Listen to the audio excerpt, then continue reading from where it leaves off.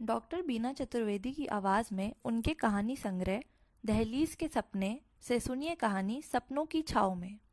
इसमें हितेश को कैंसर हो जाने के बाद सुनकर उसके परिवार में सब बहुत परेशान हो गए थे। समुचित इलाज होने पर हितेश ठीक होकर घर आ गया था।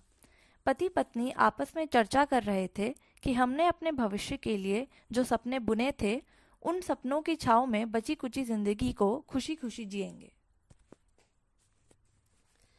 सुनिए कहानी सपनों की छाँव में। पल्लवी आज बहुत उदास थी। माँ का फोन आया था।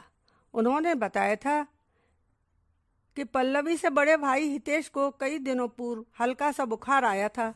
दवा ले ली थी और ठीक भी हो गया था। अब फिर से बुखार आ गया है जो ठीक होने का नाम नहीं ले रहा। उसने बिस्तर पकड़ लिया था। माँ कह रही थी कि अपनी जिद के कारण हितेश किसी का कहना नहीं मानता। तेरी भाभी जूही हमेशा उसकी खिदमत में लगी रहती है। वह दवा नहीं खाना चाहता। जूही हर तरह से पति की खुशामद कर कर के थक जाती है। ऐसा लगता है मानो किसी की भी बात न मानने की उसने कसम खा रखी है। माँ की बात सुनकर पल्लवी रोने लगी थी। पल्लवी को समझाते हुए माँ कहने लगी थी कि बिटिया रो मत। जिंदगी में सुख दुख तो आते जाते रहते हैं। भगवान सबकी परीक्षा लेते रहते हैं। थोड़ा समय अवश्य लगेगा मगर तेरा भाई ठीक हो जाएगा। प्रशांत गांव के स्कूल में शिक्षक थे। पुश्तैनी जमीन जायदाद थी। सब कुछ भली भांति चल रहा था मगर एक दुख सबको खाए जा रहा था। प्रशांत की शादी को 10 वर्ष बीत गए थे मगर उन्हें संतान सुख प्राप्त नहीं हुआ था। प्रशांत की माँ का देहांत इसी गम में हो गया था। उनकी मौत के 1 वर्षोपरांत हितेश का जन्म हुआ था। उसके बाद पल्लवी का। पल्लवी हितेश से 5 वर्ष छोटी थी।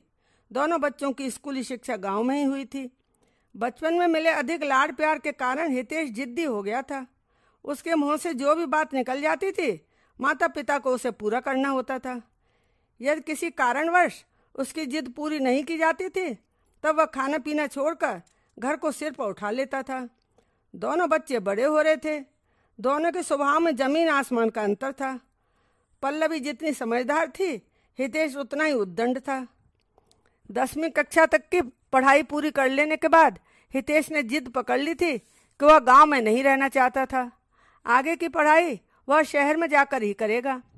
माता पिता और रिश्तेदारों ने उसे बहुत समझाया था कि गांव में 12वीं तक का स्कूल है, अतः उसे 12वीं तक की पढ़ाई गांव में अपने घर में रहकर ही कर लेनी चाहिए। मगर उसने किसी का कहना नहीं माना था। विवश होकर प्रशांत को गांव छोड़ना पड़ा था। प्रशांत रिटायर हो चुके थे।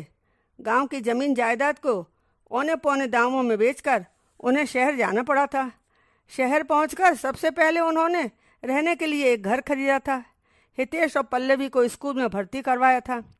शहर की हवा लग जाने से हितेश का दिमाग 7वें आसमान पर पहुंच गया था।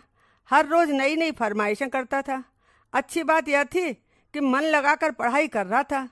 माता पिता सोचते कि पढ़ लिख जाएगा तब जिंदगी सुधर जाएगी। समय जाते देर नहीं लगती। हितेश ने बीटेक कर लिया था और उसकी नौकरी भी लग गई थी। माता पिता की चिंताएं दूर हो गई थीं। उन्हें बहुत संतोष हुआ था। पल्लवी की बीए तक की पढ़ाई पूरी होने पर माता पिता ने उसकी शादी के लिए रिश्ते की तलाश शुरू कर दी थी। पल्लवी की बुआ शोभा ने कई रिश्ते बताए थे।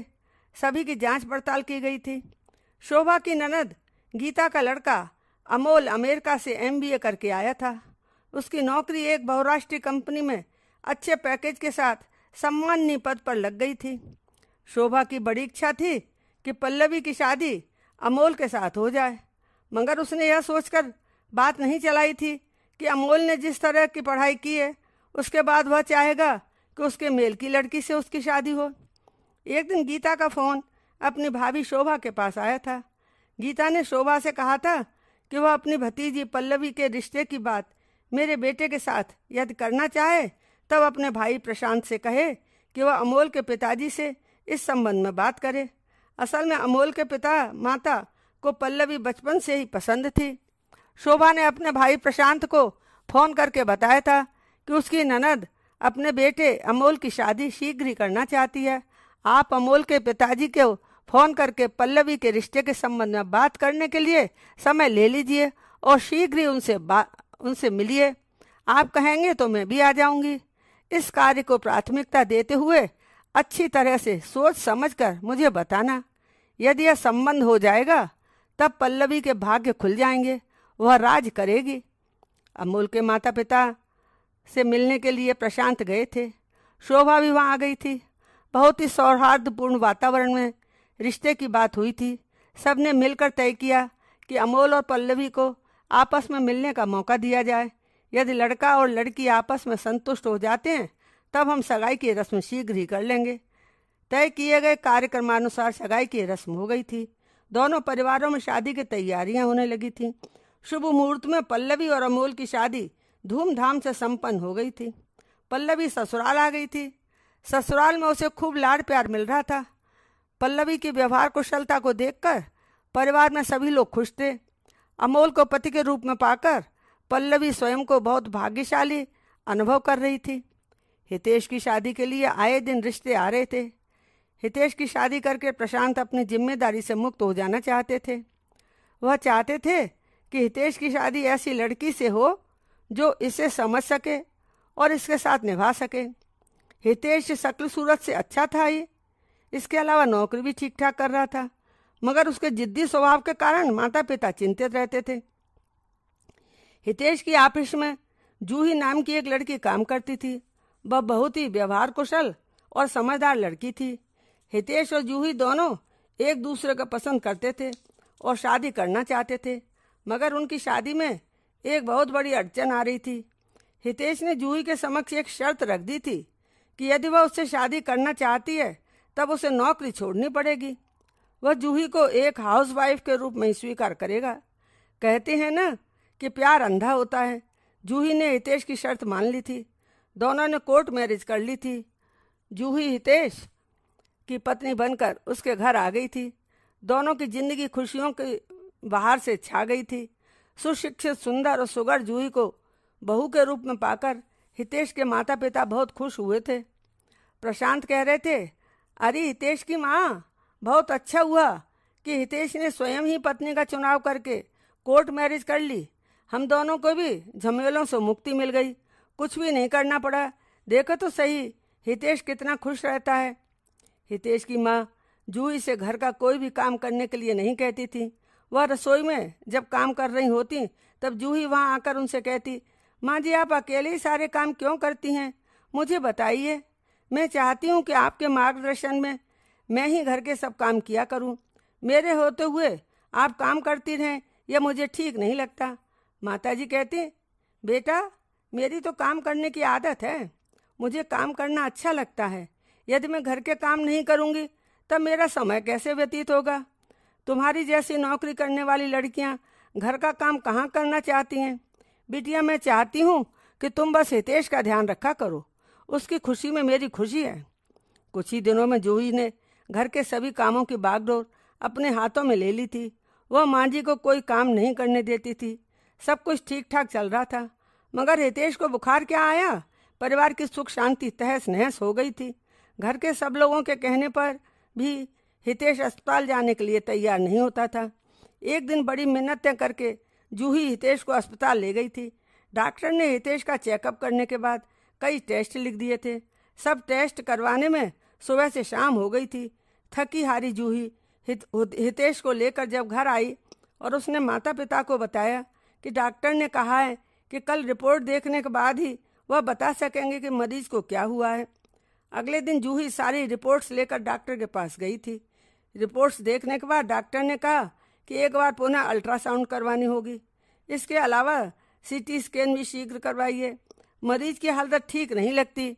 अगले दिन जूही हितेश को लेकर अस्पताल गई थी। हितेश का सीटी स्कैन और अल्ट्रासाउंड हुआ था। डॉक्टर ने 3 दिनों की दवाइयाँ लिखी थी, उनसे हितेश को थोड़ा आराम मिला था।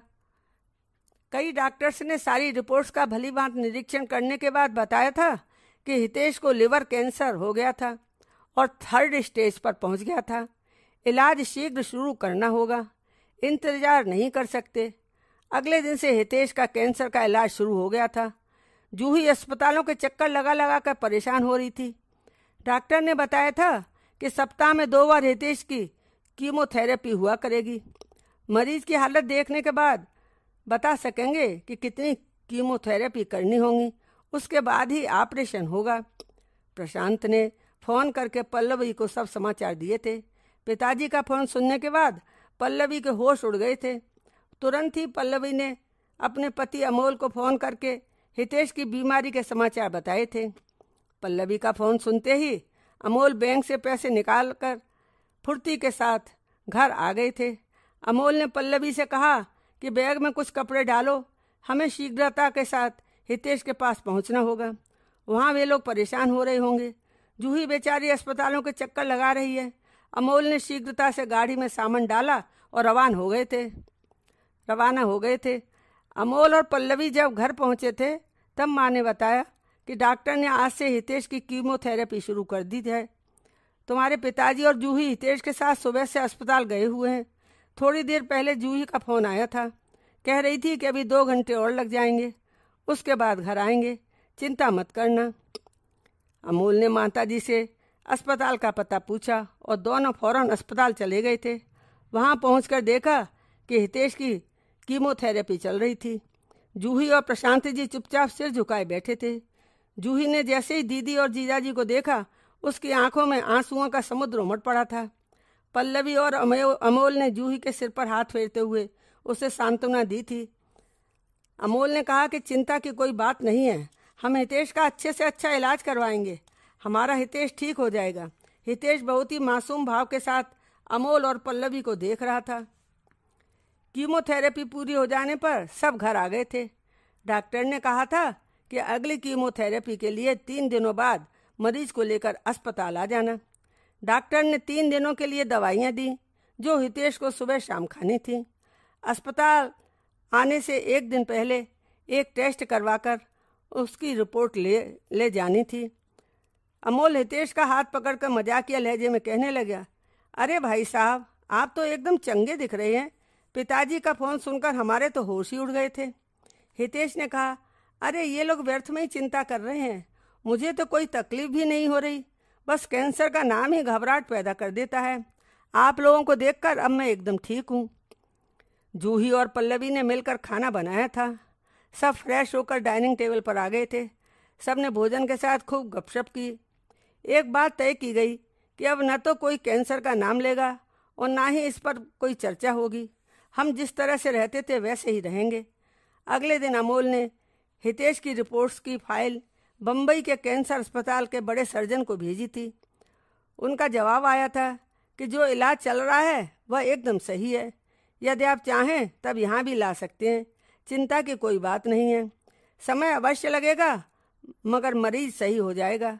डॉक्टर ने अमोल को बताया था कि यह सही है कि कैंसर बहुत खतरनाक और जानलेवा बीमारी है, मगर आधुनिक ट्रीटमेंट के माध्यम से आज के समय में कैंसर को जड़ से भी ठीक किया जा रहा है।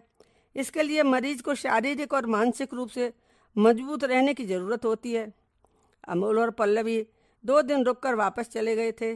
अमोल ने कहा कि पैसों की कतई चिंता न करें, हितेश का अच्छे से अच्छा इलाज कराएंगे, परेशान मत होना, हम लोग बीच बीच में आते रहेंगे। कुछ महीनों में हितेश की कीमोथेरेपी पूरी हो गई थी। इसके पश्चात कई टेस्ट हुए थे।